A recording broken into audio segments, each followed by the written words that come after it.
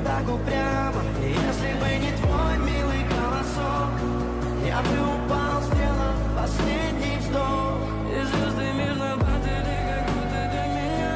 Я каждый раз загадывал тебя не потерять, но больше не могу, я просто мучаю себя. Теперь ты больше не моя. В камине в 6 утра фотография твоя, горят воспоминания о тебе.